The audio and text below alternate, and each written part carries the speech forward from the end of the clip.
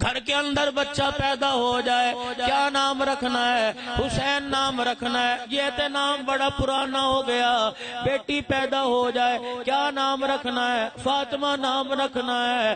رب ذوالجلال کی قسم کہتا ہوں بیٹی کا نام کوئی اور بتلاؤ، یہ تو بڑا نام پرانا ہو گیا۔ اور جسے حسین کی اماں کے نام سے پیار نہیں، 10 محرم الحرام کو باداموں والا شربت حسین کے نام پر اسے بانٹنے کی کوئی ضرورت نہیں ہے۔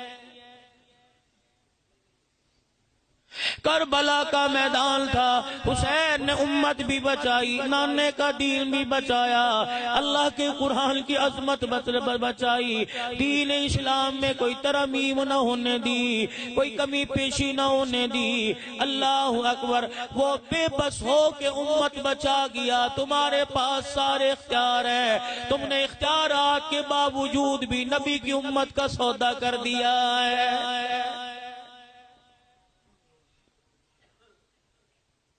اندازہ لگا امام الانبیاء محبوب کبریا مدنی کریم صلی اللہ تعالی علیہ وسلم اور آپ کے گھرانے کو اس امت سے کتنا پیار تھا۔ جب حضرت علی رضی اللہ تعالی عنہ رشتہ لے کے امام الانبیاء صلی اللہ تعالی علیہ وسلم کے دروازے پر آئے، آقا اپنی بیٹی کا ہاتھ میرے ہاتھ میں دے دیجئے۔ مدنی کریم صلی اللہ تعالی علیہ وسلم نے کہا علی مجھے سوچنے کا موقع دیجئے۔ شانوں والے ابو بکر کو پتہ لگا علی کا فاطمہ کے لیے رشتہ آ گیا۔ سیدنا صدیق اکبر دوڑے دوڑے آئے، پتہ تھا کہ ہر جگہ مال میں پہلے پہل ابو بکر کرتا ہے۔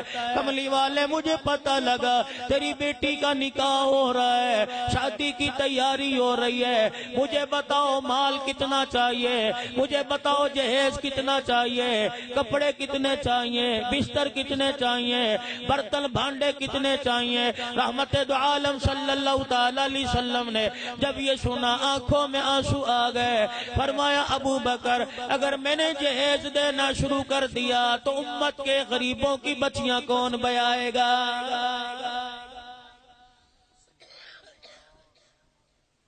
اما فاطمہ الزہرا رضی اللہ تعالی عنہ کو پتہ لگا میرا ابا اور میرے ابے کا یار جہیز کی باتیں کر رہے ہیں۔ اما فاطمہ بھی باپ کے قریب آ گئی، ابو جان آپ کو کس نے کہہ دیا بیٹی جہیز نہیں لے گی؟ ابو جان تیری بیٹی کو جہیز چاہیے۔ رحمت والے نبی نے حیرت سے اپنی بیٹی کی طرف دیکھا کہ بیٹی میری ہو کے جہیز کا سوال کرتی ہے، نگاہیں نیچی کی، اپنے باپے کا ہاتھ پکڑا، کہنے لگی او میرے ابو مجھے کپڑے کا جہیز نہیں چاہیے، مجھے لکڑی کا جہیز نہیں چاہیے، مجھے سونے چاندی کا جہیز نہیں چاہیے۔ اپنے ابو جان کا ہاتھ پکڑ کے چوم دیا، ابو جو جہیز آپ سے میں مانگ رہی ہوں قیامت تک کوئی بچی اپنے باپ سے ایسے جہیز کا سوال نہیں کرے گی۔ حضور نے فرمایا کیا جہیز مانگتی ہے؟ ابا جان آپ نے بار بار بتلایا قیامت کے دن رحمت کی چادر خدا کے دربار میں پھیلاؤں گا، اپنی امت کے بارے میں سوال کروں گا، اللہ کریم میرے سوال پہ میری امت کی بخشش کا معاملہ فرمائے گا۔ ابو جان اللہ سے تھوڑا سا اختیار مجھے لے دے۔ بیٹی کیا اختیار لے دوں؟ ابو جہاں کھڑے ہو کے آپ سفارش کرو گے مجھے بھی اپنے پاس کھڑے کر لینا، آنسو آپ نکالتے جانا، چادر سے تیرے آنسو میں صاف کرتی جاؤں گی۔ امت کا نام لے لے کے سفارش آپ کرتے جانا، آمین کہہ کہہ کے دعائیں میں کرتی جاؤں گی۔ امام الانبیاء صلی اللہ تعالی علیہ وسلم نے بیٹی کی سوچ دیکھی، اس پاس کھڑے ہو کر اپنی بچی کو سینے سے لگا کے رونا شروع کر دیا۔ جبرائیل علیہ السلام آئے، باپ بیٹی سے کہا اپنا رونا بند کر دو۔ اللہ جل شانہ نے فاطمہ کی التجا کو عرش عظیم پہ قبول فرما لیا۔ مالک کائنات کہتا ہے اے محبوب کائنات قیامت کے دن اپنی بیٹی کو اپنے پیچھے کھڑا کر لینا، امت کے گناہگاروں کا نام تو لیتے جانا، تیری بیٹی آمین کہتی جائے گی، میں اللہ جنت کے دروازوں کو کھولتا جاؤں گا۔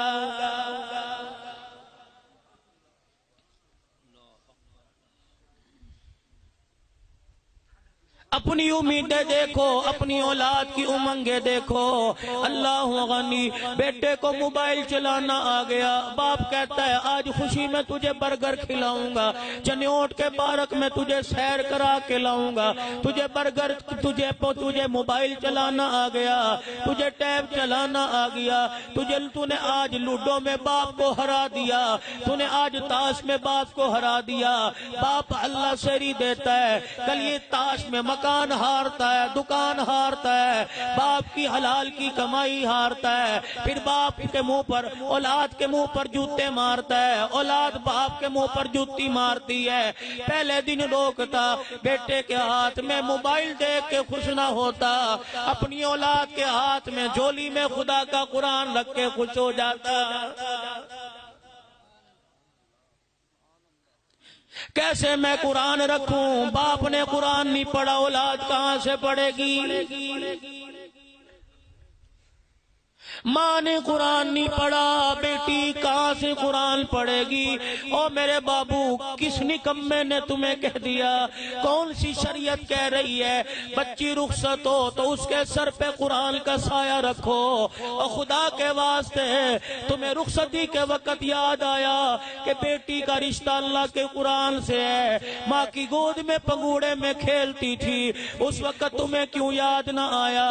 تم نے رخصتی کے وقت سینے پہ قرآن رکھا، خدا تم نے رخصتی کے وقت سر پہ قرآن رکھا۔ کاش ایسا وقت آتا پنگوڑے میں اس کی زبان پر قرآن جاری کرا دیتے، آج سینے میں قرآن ہوتا، بیٹی تیری رخصت ہوتی، اللہ اسے وقت کی رابعہ بصریہ بنا دیتا۔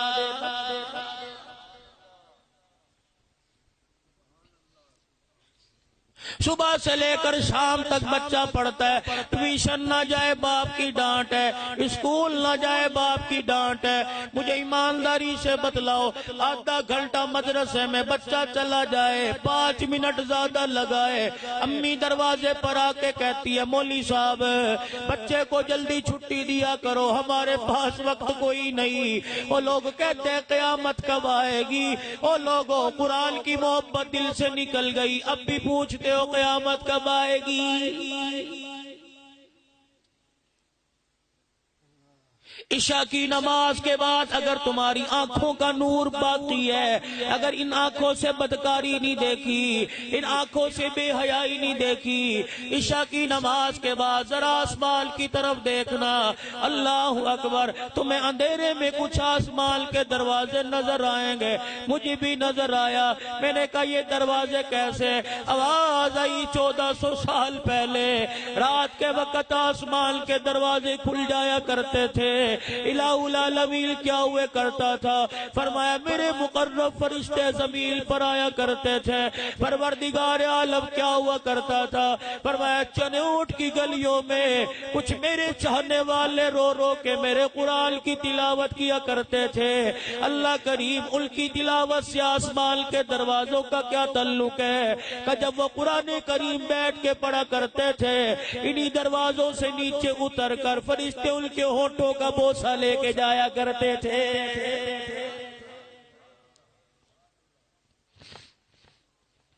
آج آسمان کے دروازے کیوں نہیں کھلے؟ پتہ لگا فرشتوں نے زمین پہ آنا چھوڑ دیا۔ الہ العالمین، اس کی وجہ کیا؟ کہ میرے فرشتے نبی کی امت پہ نیچے اترے تھے، گھر گھر جا کے دیکھا قرآن کی آواز نہ آئی، گانے کی آواز آئی، لڑائی جھگڑے کی آواز آئی، آپس کے اندر گالم گلوچ کی آواز آئی، فرشتے روتے ہوئے واپس آ گئے۔ میں نے پوچھا فرشتوں کیا بات ہے؟ عرض کی لگتا الہی رستہ بھول گئے۔